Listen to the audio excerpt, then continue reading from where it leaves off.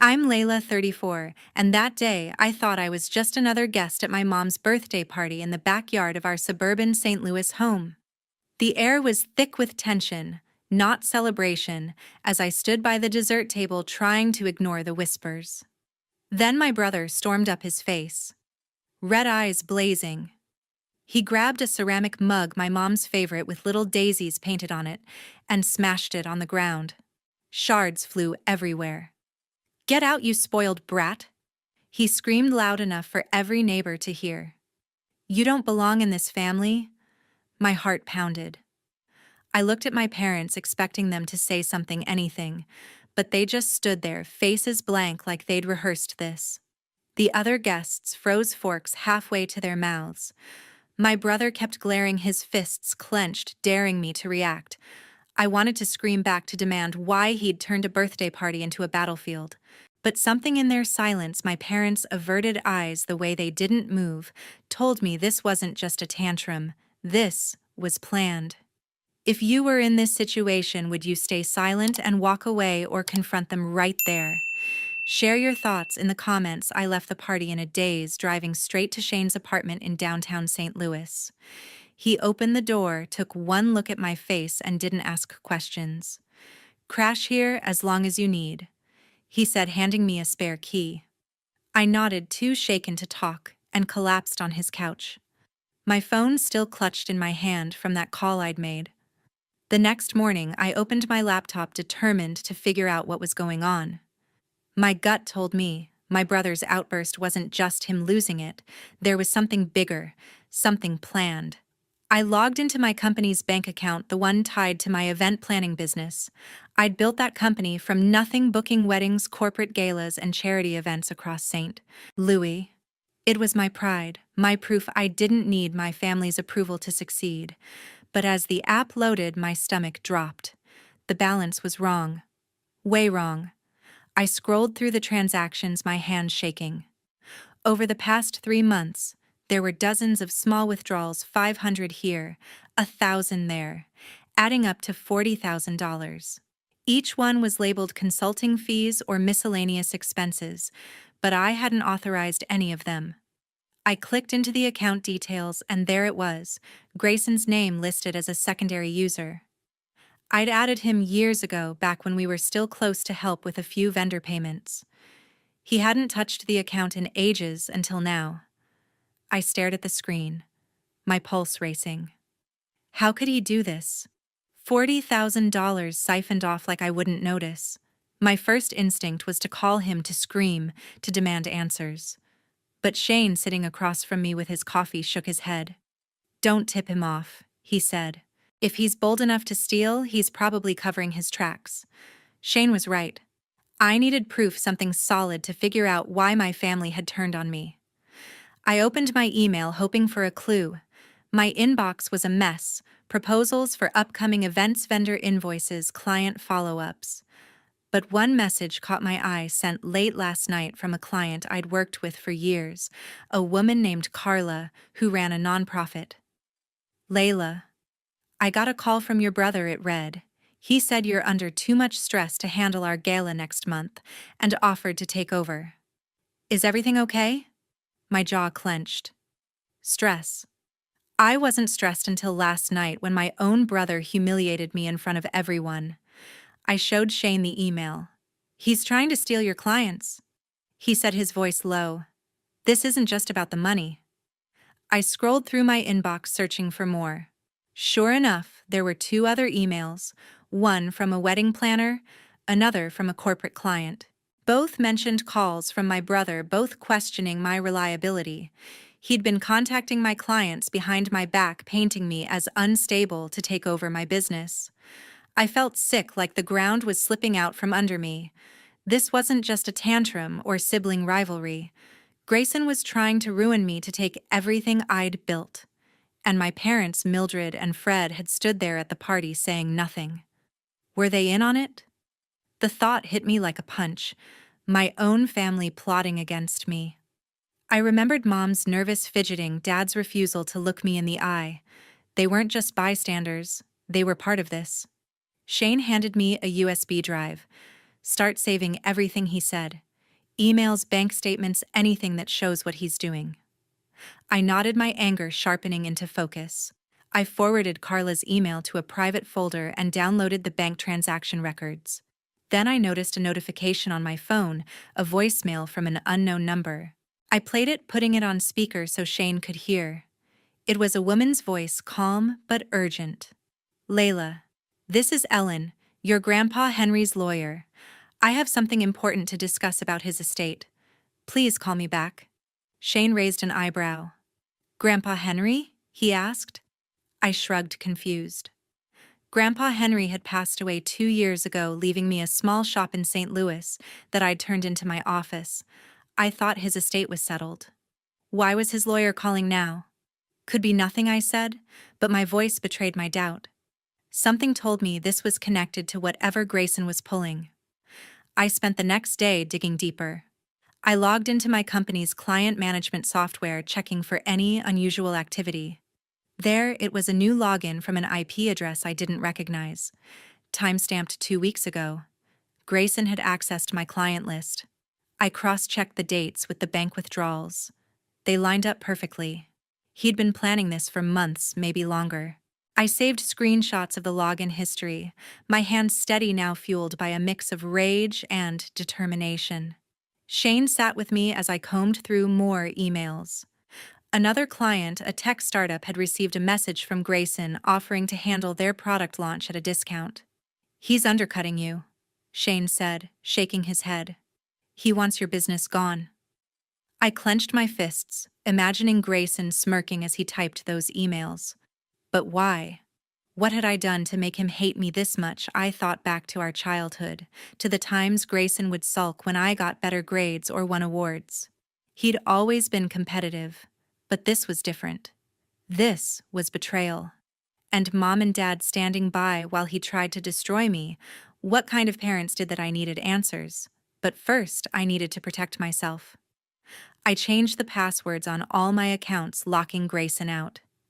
Then I texted Carla, assuring her I was fine and still handling her gala. She replied, immediately relieved, promising to stick with me. 2 days later, I had a folder full of evidence, bank records, client emails, login screenshots. Shane looked at me, his expression serious. You've got enough to confront him, he said. But you need to be smart about this. If they're all in on it, you're walking into a fight. I nodded, my resolve hardening. Grayson thought he could push me out, but he didn't know who he was dealing with. The next morning, I opened my laptop, my fingers itching to uncover more of Grayson's betrayal. Shane, sprawled on his couch with a bowl of cereal, watched me work. You're like a detective now, he said, half joking. I didn't laugh. This wasn't a game. My family was trying to destroy everything I'd built. I started with my company's cloud server, where I stored all our event planning files, contracts, invoices, even call recordings. I'd set up an auto-record feature for client calls last year, mostly to keep track of details for big events. I hadn't checked it in months, but if Grayson was bold enough to contact my clients, maybe he'd slipped up somewhere. I opened the audio folder, scrolling through files labeled by date and client name. My heart skipped when I saw one from 2 weeks ago, tagged with the name of a big client, a hotel chain planning a conference. I hit play. Grayson's voice came through, smooth and confident, talking to the hotel's event coordinator. Layla's spread too thin, he said. I can handle your conference at half her rate, same quality. My blood boiled. He wasn't just stealing my clients. He was undercutting me, trashing my reputation to take over my business. The coordinator sounded hesitant but interested, asking for a follow-up. I saved the file to my USB drive, my hands trembling with anger. This was proof clear as day that Grayson was sabotaging me. Shane leaned over, listening to the recording. That's your brother? He asked, incredulous. He's not even hiding it. I nodded, my jaw tight. He thinks he can walk all over me. Shane set his cereal down, his face serious. You need to talk to a lawyer, Layla. This isn't just petty sibling stuff. This is theft, fraud, maybe worse. He was right. Grayson wasn't just jealous. He was breaking the law. I needed to protect my business, my future. I pulled up the bank records again, diving deeper into the transactions. There were more withdrawals I hadn't noticed before, smaller ones, a few $100s each, labeled as vendor payments or supplies. But I cross-checked them against my invoices. None matched. Grayson had been siphoning money for months, covering his tracks with fake labels. The total was still $40,000, but the sheer number of transactions, over 50, showed how deliberate this was. I screenshotted every single one, adding them to my evidence folder. As I worked, memories started creeping in unbidden. Grayson had always resented me, even as kids. I remembered him glaring when I won the school spelling bee, muttering that I only won because I sucked up to the teachers. When I started my event planning business, he'd scoffed, saying it would flop in a year. But it didn't. It thrived while he bounced between failed ventures and a messy divorce. Was that why he was doing this?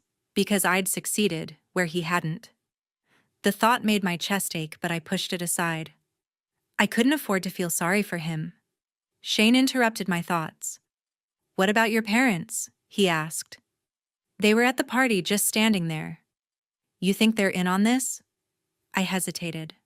Mom and Dad had always favored Grayson, especially after his divorce. They'd call him their poor boy, sending him money while barely asking about my business. But to help him steal from me, that was a new low. "I don't know," I admitted. "But their silence says enough." Shane frowned. "You need to be ready for anything, Layla.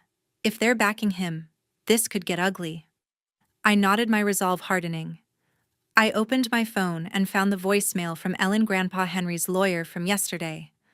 I hadn't had time to call her back, but Shane's words about lawyers made me realize I couldn't wait. I needed to know what she wanted, especially if it was about Grandpa Henry's estate. I saved the voicemail to my evidence folder just in case. Then I kept digging through the cloud server looking for more recordings. I found another one from a month ago with Grayson talking to a different client, a charity I'd worked with for years. "Layla's not reliable right now," he said. "I can step in, no problem." I clenched my fists, saving that file too. By day 5, I had a stack of evidence, bank screenshots, client emails, 2 audio recordings of Grayson badmouthing me. But I still needed to understand the full scope of his plan. I logged into my company's email server, checking the sent folder for anything suspicious. There was an email from my account sent last week that I hadn't written. It was to a major client canceling a contract I'd spent months securing. The signature was mine, but the IP address wasn't. Grayson had hacked my email. I felt a surge of rage, but also clarity. He wasn't just stealing money, he was trying to erase me from my own business. Shane watched me work, his expression a mix of admiration and concern. "You're relentless," he said. "But you need to pace yourself. This is heavy stuff." I shook my head. "I can't stop now, Shane. If I don't fight back, they'll take everything." He nodded, understanding. "Then let's get you to a lawyer. Someone who can make sure Grayson pays for this." I agreed, pulling up a contact I'd used before, a lawyer named Mark who specialized in small business disputes. I sent him a quick email summarizing the situation and attaching a few key screenshots. He replied within hours, asking to meet the next day. As I prepared for the meeting, more memories surfaced. Grayson's resentment wasn't new, but it had grown darker over time. I remembered a family dinner a year ago when he'd snapped at me for showing off about a big contract I'd landed. Mom had laughed it off, saying he was just teasing. Dad had stayed quiet, as always. Now their silence at the party made sense. They weren't just ignoring Grayson's outburst, they were complicit. The realization hit hard, but it also fueled me. I wasn't just fighting for my business, I was fighting for myself. I spent the rest of the week organizing my evidence, making sure every file was backed up. Mark, the lawyer, called to confirm our meeting, saying he'd review my documents beforehand. Shane stayed by my side, helping me sort through the mess, his presence a reminder that I wasn't alone. But as I closed my laptop, I knew the real battle was coming. Grayson thought he could break me, but he was about to find out how wrong he was. That afternoon, I called Ellen back, my heart pounding as the phone rang.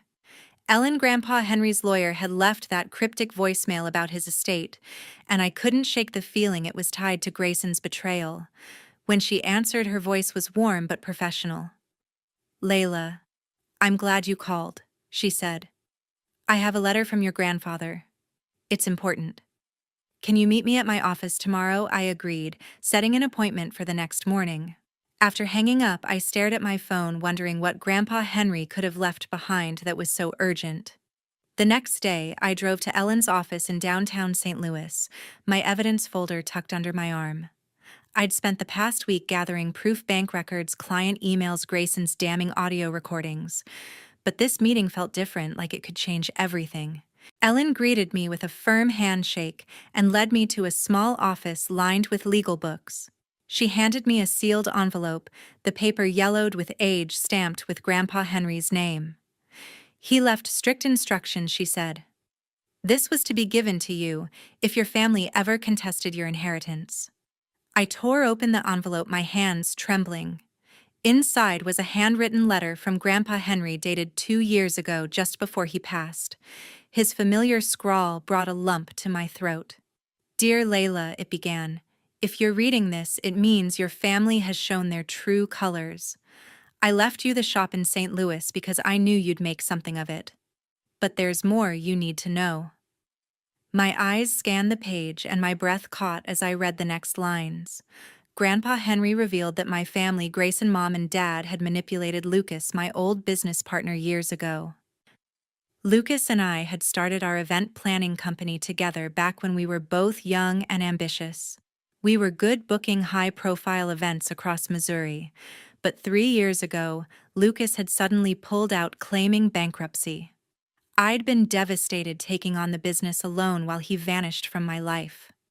Grandpa Henry's letter explained why my family had pressured Lucas into taking on bad loans, funneling money from our company to cover their own financial messes. When Lucas couldn't pay, they pushed him out, leaving him broke and humiliated to hide their fraud. I sat back stunned. Mom and Dad, they'd always acted so innocent, fussing over Grayson's struggles while praising my independence. But they were part of this. The letter went on, detailing how they'd used a shell company to siphon funds, with Grayson handling the paperwork. Grandpa Henry had found out too late, but he'd rewritten his will to protect me, leaving me the shop outright. "They'll try to take it from you," he wrote. "Don't let them. You're stronger than they know." I looked up at Ellen, my voice shaky. "Why didn't he tell me sooner?" She sighed, adjusting her glasses. "He wanted to protect you from the fallout. He thought they'd leave you alone if he was gone." I clutched the letter, anger mixing with grief. Grandpa Henry had always believed in me, even when I doubted myself. He'd taken me to that shop as a kid, letting me play among the empty shelves, telling me I could build anything I wanted. Now it was mine, and my family was trying to steal it. I called Shane from the parking lot, my voice tight with emotion. "You won't believe this," I said, summarizing the letter. Shane let out a low whistle. "Your parents too. That's cold?" I nodded, though he couldn't see me. "I trusted them, Shane. All of them." He was quiet for a moment, then said, "You've got the letter. That's power. Use it." I knew he was right. This wasn't just about money or clients anymore. It was about exposing my family for what they'd done to me and to Lucas. Back at Shane's apartment, I reread the letter, each word fueling my resolve. I thought about Lucas, how he'd always been the dreamer, sketching event layouts while I handled the logistics. We'd been a team until he disappeared. I'd blamed him for abandoning me, but now I saw the truth: my family had destroyed him to cover their tracks. I pulled up my old contact list, searching for Lucas's number. I needed to talk to him to understand his side, but his number was disconnected. I sent a message to a mutual friend asking if they knew where he was. No reply yet. I met with Mark, my lawyer, the next day. He'd reviewed the evidence I sent: bank records, emails, recordings. When I showed him Grandpa Henry's letter, his eyes widened. "This is big, Layla," he said. "If we can verify this, it's not just theft, it's fraud, maybe even conspiracy." He suggested hiring a private investigator to dig into the shell company Grandpa Henry mentioned. I agreed, signing the paperwork to start the process. Mark also advised preparing for a confrontation. Your family might try to discredit you, he warned. They could claim you're unstable like they did with Lucas. That thought sent a chill down my spine. Grayson's emails to my clients calling me stressed and unreliable suddenly made sense. They weren't just after my business, they wanted the shop, the one thing Grandpa Henry had left me. I remembered Mom's nervous smile at the party, Dad's averted eyes. They weren't just complicit, they were orchestrating this with Grayson. The betrayal cut deeper than I'd imagined, but it also clarified things. I wasn't just fighting for my shop. I was fighting for justice for Lucas, for Grandpa Henry's trust in me. Over the next few days, I kept building my case. I contacted a former accountant who'd worked with Lucas and me, asking for old financial records. She promised to dig through her files. I also reached out to another client Grayson had targeted, confirming they'd received his calls. Every piece of evidence felt like a brick in the wall I was building against my family. Shane stayed close, helping me organize the files, his calm presence keeping me grounded. "You're doing the right thing," he said one night as I stared at Grandpa Henry's letter. "He'd be proud of you." 2 weeks later, I had a clear picture of my family's deception. The letter from Grandpa Henry wasn't just a will, it was a weapon. I wasn't sure how to use it yet, but I knew one thing: I wasn't going to let them take what was mine. I'd confront them soon on my terms, in the place Grandpa Henry had given me. A week later, I walked into my shop, the one Grandpa Henry had left me, my heart racing but my steps steady. I'd invited Grace and Mom and Dad to meet me here, telling them we needed to talk about the business. I didn't say more, but the weight of Grandpa Henry's letter and my evidence folder gave me a strange calm. This was my turf, my legacy, and I was done letting them think they could take it from me. The shop's bell jingled as Grayson stormed in first, his face set in a scowl. Mom and Dad followed, their expressions guarded, like they were walking into a trap. They weren't wrong. I stood behind the counter, my evidence folder hidden in a drawer, Grandpa Henry's letter tucked in my pocket. "Thanks for coming," I said, my voice even. Grayson crossed his arms. "What's this about Layla? You're wasting our time?" I almost laughed. Wasting their time. After everything they'd done before I could respond, Mom stepped forward holding a manila envelope. "We're worried about you, sweetheart," she said, her voice dripping with fake concern. "You've been under so much stress running this business alone." Dad nodded, his eyes fixed on the floor. "We just want what's best for you," he added, barely audible. I clenched my jaw. Their act might have fooled me once, but not now, not after Grandpa Henry's letter exposed their lies. Grayson cut in, his tone sharp. "Let's get to the point. You're not fit to run this shop, Layla. We've got proof." He gestured to the envelope in Mom's hand. She opened it, pulling out a document stamped with a medical seal. "This is from Dr. Kessler," she said, sliding it across the counter. "It says, you've been showing signs of instability, erratic behavior, poor decision-making. We're filing to have you declared unfit to manage your assets." I stared at the paper, my pulse spiking. Dr. Kessler. I'd never met the man. The document was a forgery, plain and simple, accusing me of mental instability to seize control of the shop. I looked at Grayson, his smirk barely hidden, then at Mom and Dad, their faces a mix of guilt and defiance. They thought they could intimidate me, just like they'd done to Lucas. But I wasn't Lucas. I pulled Grandpa Henry's letter from my pocket, unfolding it slowly. "You want to talk about proof?" I said, my voice steady, despite the anger burning inside me. "Grandpa Henry left me this shop, and he saw through you all. He wrote this before he died." I held up the letter, watching their eyes widen. "He warned me you'd try to take it. And he included a clause. If anyone contests my inheritance, the shop goes to a charity, not you." Grayson's face paled. "You're bluffing," he snapped, but his voice wavered. Mom's hands trembled, the envelope slipping slightly. Dad finally looked up, his expression uneasy. "Layla, let's not make this messy," he said, almost pleading. I shook my head. You made it messy when you helped Grayson steal from me. When you ruined Lucas to cover your fraud. The air in the shop grew heavy. Grayson took a step forward, his fists clenched. You don't know what you're talking about, he growled. Lucas was a failure, just like you'll be if you keep this up. I didn't flinch. I know everything, I said, pulling out my phone. I've got bank records, emails, recordings of you trashing me to my clients. And this letter I tapped Grandpa Henry's note proves you've been lying for years. I'm giving it all to the police and a reporter I know. You're done. Mom gasped, clutching Dad's arm. Layla, you wouldn't, she whispered. We're your family. I met her eyes, my voice cold. Family doesn't betray each other.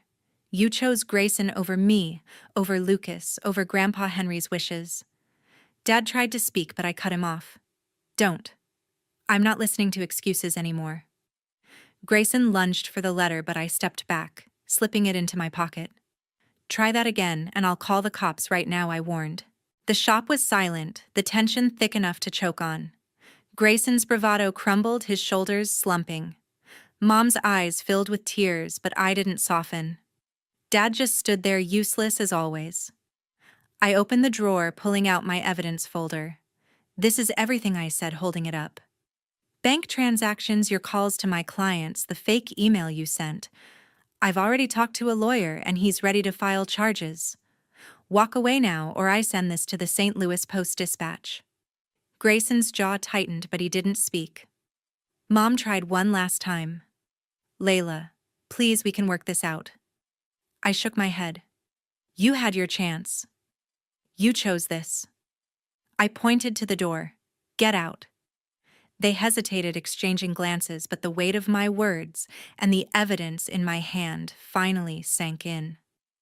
Grayson stormed out, first slamming the door so hard the bell rattled. Mom and Dad followed their footsteps, slow, defeated. I stood alone in the shop, my heart pounding but my mind clear. This was the moment I took back my life. The next morning, I drafted an email to Hannah, a local journalist who'd covered my charity galas for years. She worked for the St. Louis Chronicle, a paper with a knack for digging into local scandals. I'd always liked her. She was sharp, fair, and didn't shy away from hard truths. Hannah, I wrote, I've uncovered something big about my family. Can we meet? I attached a zipped folder with my evidence bank records showing Grayson's unauthorized withdrawals, audio recordings of him bad-mouthing me to clients, the fake email he'd sent, and Grandpa Henry's letter exposing their fraud against Lucas. I hesitated for a moment, my finger hovering over the send button. This would change everything. Then I clicked. Hannah replied within hours, asking to meet at a coffee shop downtown. When I arrived, she was already there, sipping a latte, her notebook open. Layla, this is explosive, she said, after I walked her through the evidence. Her eyes gleamed with the kind of intensity only a journalist chasing a big story could have. You're sure you want to go public? This'll hit your family hard. I nodded, my voice steady. They hit me first. And Lucas. And Grandpa Henry's legacy. I want the truth out there. She jotted down notes, promising to verify everything before publishing. After the meeting, I drove to the St. Louis police station, my evidence folder in hand. The officer at the desk, a gruff man named Detective Carter, listened as I explained Grayson's theft, the fake medical document, and my family's manipulation of Lucas. He flipped through my files, his eyebrows raising at the recordings. This is solid, he said, scribbling in his notepad. We'll open an investigation, but it'll take time. Fraud cases like this are tricky. I thanked him, feeling a weight lift. The law was on my side now. A week later, Hannah's article hit the front page of the Chronicle. The headline screamed, "Local family accused of fraud and betrayal in business scandal." It laid out everything: Grayson's attempt to steal my clients the $40,000 he'd siphoned, the forged document claiming I was unstable, and Grandpa Henry's letter revealing their role in Lucas's ruin.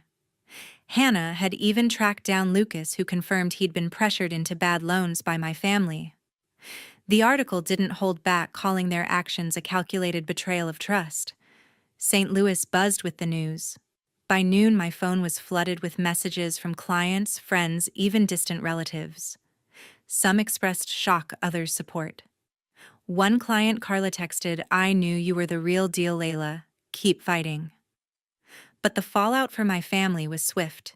Grayson's business contacts dropped him overnight, unwilling to touch someone linked to fraud. I heard through a mutual acquaintance that his latest venture, a shady consulting firm, was crumbling. Mom and Dad faced their own reckoning. Neighbors who'd once invited them to barbecues now whispered behind their backs. Their church group, where they'd been pillars for years, asked them to step down from leadership roles. Then the calls started. Mom left a voicemail, her voice shaky. "Layla, we need to talk. We're still family." I deleted it without responding. Dad tried next, sending a text. "We made mistakes, but we can fix this." I stared at the words, my anger flaring. Fix this. They'd stood by while Grayson tried to destroy me, lied about my mental health, and ruined Lucas. There was no fixing that. Grayson didn't reach out directly, but I got a message from one of his friends pleading for me to let it go for the sake of family unity. I blocked the number. Shane came by the shop that afternoon holding a copy of the Chronicle. "You did it," he said, a grin spreading across his face. "They're done." I shook my head, not quite smiling. "It doesn't feel like a win yet," I admitted. The truth was out, but the pain of their betrayal still lingered. Shane sat on a stool, his expression softening. "You stood up to them, Layla. That's more than most people could do." I nodded, grateful for his support, but my heart was heavy. I'd lost my family, not just their trust, but any hope of reconciliation. Over the next few days, more fallout came. A local business association dropped Grayson from their roster, citing ethical concerns. Mom and Dad's social circle shrank further. I heard they'd stopped attending community events. Part of me wanted to feel sorry for them, but every time I thought of Grandpa Henry's letter of Lucas's broken dreams, I pushed that pity away. They'd chosen this path, not me. I met with Detective Carter again, who updated me on the investigation. They'd subpoenaed Grayson's bank records and were looking into the shell company Grandpa Henry had mentioned. "We're building a case," he said, his tone reassuring. "Your evidence is strong." I thanked him, feeling a flicker of hope. Justice was slow, but it was coming. Hannah called to check in, her article still generating buzz. "People are talking, Layla," she said. "You're a hero to a lot of folks." I didn't feel like a hero, just someone who'd fought to protect what was hers. I thanked her for telling the truth, for giving Lucas a voice, for honoring Grandpa Henry's legacy. She promised to follow the case as it developed. As I locked up the shop one evening, my phone buzzed with another message from Mom. "Please, Layla, just one conversation," it read. I stared at the screen, my thumb hovering over the reply button. For a moment, I remembered her baking cookies when I was a kid, Dad teaching me to ride a bike. But those memories were overshadowed by their lies, their silence at the party, their willingness to let Grayson destroy me. I deleted the message and turned off my phone. I wasn't going back. The shop, my business, my life. They were mine now, free from their manipulation. I'd fought for every piece of it, and I wasn't letting go.